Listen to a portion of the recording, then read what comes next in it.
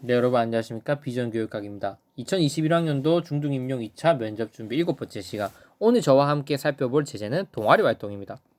동아리 활동 여러분들도 학교 생활을 해보셨기 때문에 다 알죠? 뭐 어려운 제재나 개념 그건 아닙니다. 하지만 그럼 여러분들이 이걸 생각해 놓고 계셔야 됩니다. 과연 동아리 활동에 대해서 면접 문제가 나온다면 어떠한 방식으로 물어볼 수 있을까? 뭐 동아리 활동이 뭔지 이런 거 물어보지 않겠지만 면접 준비를 할 때 동아리 활동은 어떠한 측면에서 접근해야 되냐 그걸 생각해 보셔야 되죠. 요즘 대세는 학생 참여형 수업이지 않습니까? 수업도 학생 참여형, 그리고 평가도 과정 중심 평가를 통해서 아이들의 실제 참여도를 평가하는 방법, 이런 것들이 대세라며 동아리 활동도 어떤 걸 물어보겠습니까?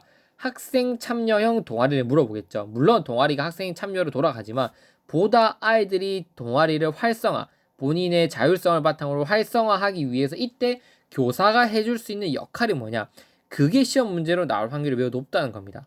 동아리 활동에서는 크게 나올 수 있는 이거 하나밖에 없어요. 학생 참여형 동아리를 활성화할 수 있는 방안을 여러분들이 면접 시험 문제 모범 답안으로 대비를 해놓고 계셔야 된다는 겁니다.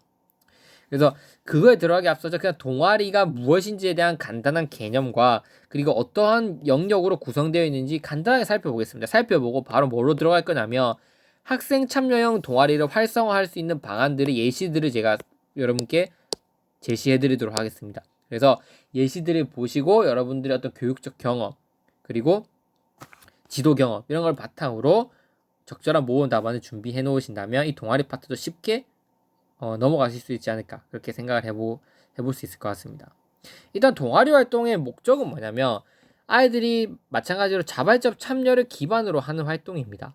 그래서 원하는 활동에 참여하여 협동하는 태도를 기르고, 동아리도 자기가 원하는 활동을 하는 거긴 하지만 여기도 협동심을 기르는 걸 목표로 하고 있구나. 그리고 각자의 취미와 특기를 신장하여 소질과 적성을 개발하는 활동을 의미하는 거다, 이렇게 볼 수 있습니다. 그래서 취미, 내가 음악 활동을 좋아한다면, 음악적 취미를 가지고 있다면 그 취미 활동을 좀 더 잘할 수 있는 장을 마련해 줘야 된다는 거죠. 기타를 잘 친다면 합주할 수 있는, 밴드를 해서 드럼과 보컬과 합주할 수 있는 장을 만들어서 아이들이 그 취미와 특기를 더 신장해서 그걸 발휘할 수 있는 기회를 주는 거고, 그거를 아이들 자율적인 활동을 해 나가면서 하나의 음악을 만들어 나가면서 협동하는 태도도 기르고, 즉 이 과정을 통해서 취미와 특기도 더 신장시키면서 협동하는 능력도 기르는 것, 이게 동아리 활동의 최종적인 목표라고 볼 수 있다는 거죠.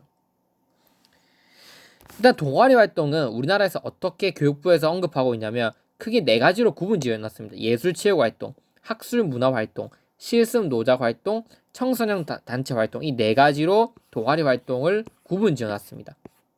그래서 아이들이 이 활동 중 어떠한 분야에 해당되는 특성, 소질과 특기를 가지고 있는지 일단 교사가 잘 찾아줄 수 있도록 지도해야 되겠죠.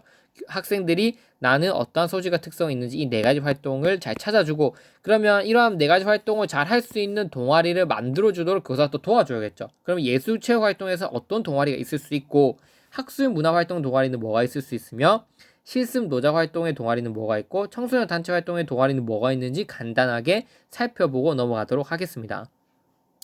일단 넘어가기 앞서서 영상이 이 고화질로 잘 보이지 않는다고 언급해 주시는 분들이 있습니다. 그거는 제가 영상을 탑재할 때는 제가 최고화질로 이제 탑재를 해드립니다. 근데 이제 와이파이 환경이나 데이터 환경에 따라서 그게 고화질로 설정이 되지 않을 수 있어요. 그럴 때 어떻게 하냐면 유튜브 영상을 재생하시면 이런 모양 옆에 가시면 점점점이라는 마크가 있을 겁니다. 이렇게 이 마크를 클릭해 주시면 안에 뭐 신고, 뭐 품질, 뭐 여러 가지 항목이 있을 텐데 톱니바퀴 모양의 품질이라는 항목이 있습니다. 품질. 그래서 품질에 들어가셔서 이 영상 화질을 한 1080 해상도로 설정하시면 최고 화질로 보실 수 있고, 글자가 아마 다 보이실 겁니다. 작은 글자들도. 그래서 그렇게 하시면 여러분들 공부하시는 데 더 도움이 되실 것 같습니다. 그리고 이 내용들은 다음 카페 비전교육학에 다 업로드되어 있으니 함께 활용해 보시는 걸 추천드리겠습니다. 어쨌든 이 동아리 활동은 네 가지로 구성되어 있는데 결국 아이들에게 어떤 동아리를 만들어줄 수 있어야 되냐, 그걸 보자는 거죠. 뭐 예술체육 활동은 뭐 목표가 이렇습니다. 이거 쭉 읽어보시면 됩니다. 어렵지 않습니다. 뭐 심미적 감성 능력과 건전한 신체 정신을 기를 수 있고, 이 예체능 동아리를 열어줄 수 있는 거는 음악 활동에서는 성악, 합창, 뮤지컬, 뭐 국악, 사물놀이 이런 다양한 활동 중에서 아이들이 원하는 걸 열어주고, 미술 활동은 현대미술, 전통미술, 회화, 애니메이션, 공예, 만화, 미술 탐방 이런 거 중에서 하나 열어줘야 된다는 거죠. 연극 활동, 마찬가지로 체육 활동, 놀이 활동 이런 분야에서 아이들이 원하는 수요 조사를 받아서 여기에 적합한 동아리를 구성해 줄 수 있어야 된다. 학습 문화 활동으로는 이때는 아이들이 무조건 뭐 예체능만 좋아하는 게 아닐 수 있잖아요. 어떤 아이들은 지적 탐구력과 문화적 소양 능력을 기르는 걸 목표로 할 수 있잖아요. 그런 아이들에게는 문제 창작반, 독서반, 토론반, 뭐 회화반, 지리 이런 인문 소양 활동을 열어주기도 하고 사회과학 탐구 활동으로 지리 문화, 다문화, 뭐 역사 탐구 이런 반들을 마련해 줄 수 있어야 된다는 거죠. 그리고 실습 노작 활동으로는 아이들이 실제 뭐 꽃꽂이나 뭐 재배, 원예, 반려동물 뭐 모형 제작, 인테리어 이런 것들을 하고 싶어 할 수 있잖아요. 이런 것들을 아이들에게 제공해 줄 수 있어야 된다. 그래서 동아리 활동은 크게 우리나라에서는 4가지로 분류해 놓고 있다. 그래서 적합한 동아리를 만들어 줄 수 있어야 된다. 이거는 동아리에 대한 가장 기본적인 지식입니다. 여러분들이 나중에 교사 되셨을 때 이 정도의 기본적인 동아리에 관련된 지식을 가지고 계셔야 아이들이 뭘 원하는지 이 동아리 표를 보여주면서 자, 네가 만약에 학습 문화 활동 하고 싶지 그러면 이런 예시들이 있을 수 있거든요. 여기서 무슨 동아리 한번 만들어 볼까? 이렇게 그것을 아이들을 지도해 줄 수 있어야 된다는 겁니다. 그래서 이 활동 동아리 내용들은 기본적으로 숙지하고 계셔야겠죠. 자, 이제부터 핵심 포인트입니다. 그렇다면 학생 참여의 동아리를 활성화할 수 있는 방안은 뭘까? 솔직히 교사 측면에서 활성화할 수 있는 방안이 뭐 획기적인 방안은 없겠죠. 그럼 이제 저희가 경험이나 우리가 살아온 환경을 통해서 어떤 방안이 있을까 살펴볼 수 있는데 일단 제가 경북 지역에서 근무한 적이 있어서 말씀드린다면 경북 지역에서는 1만 동아리라는 거를 활성화시키고 있습니다. 이 1만 동아리가 뭐냐면 이런 거예요. 따져보면 아이들이 활동한 동아리 활동을 어떤 1만 동아리라는 사이트에서 그 동아리 활동을 다 업로드 시킬 수 있게 해놓은 거예요.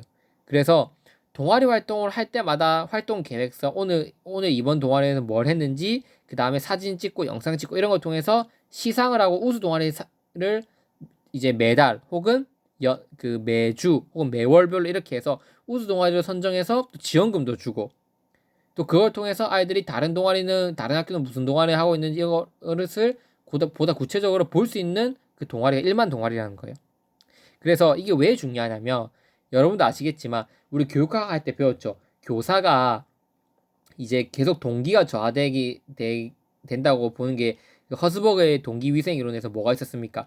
우리 교사들은 이 수직적인 제도가 너무 빈약하다. 즉 무슨 말이냐면 평교사 그다음 교감 교장의 끝이다.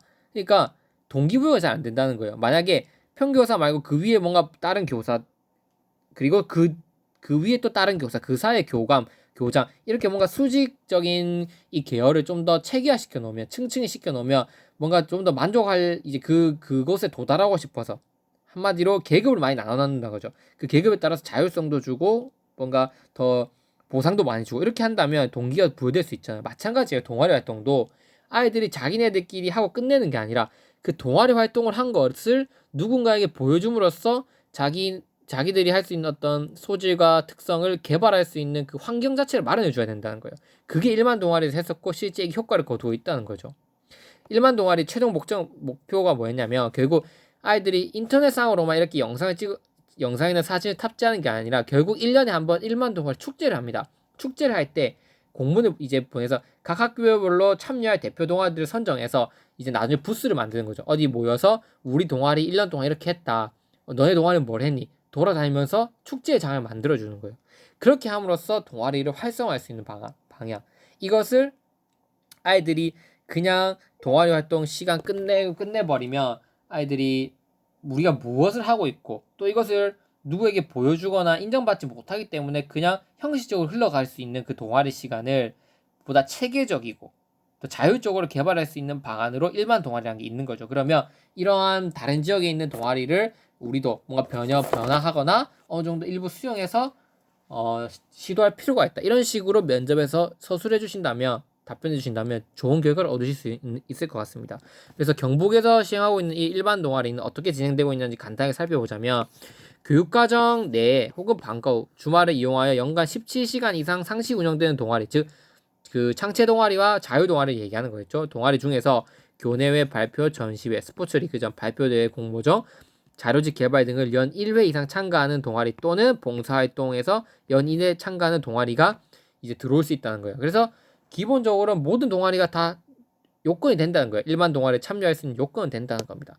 그래서 학생들의 자율적 선택과 참여로 운영되는 우수 동아리를 발굴하고 학생 중심 동아리 문화를 창출할 꿈과 끼를 키우는 정책으로 마련된 겁니다. 말씀드렸던 것처럼 아이들이 계속 활동 계획서랑 사진을 찍어서 올려요. 그러면 이 동아리 점검해 주시는 분이 있거든요. 그 사이트에서 점검해 주시는 분들이 이제 그리고 이제 어떠한 동아리가 우수했는지 평가를 할 거고 뿐만 아니라 내가 상대팀 동아리도 평가할 수 있어요. 그래서 이 동아리 정말 활동 잘한 것 같다. 그럼 객관적으로 평가를 해주는 거예요. 그러면서 우수 동아리로 선정된다면 이제 또 소정의 상품도 받을 수 있고 또 기분도 좋아지겠죠.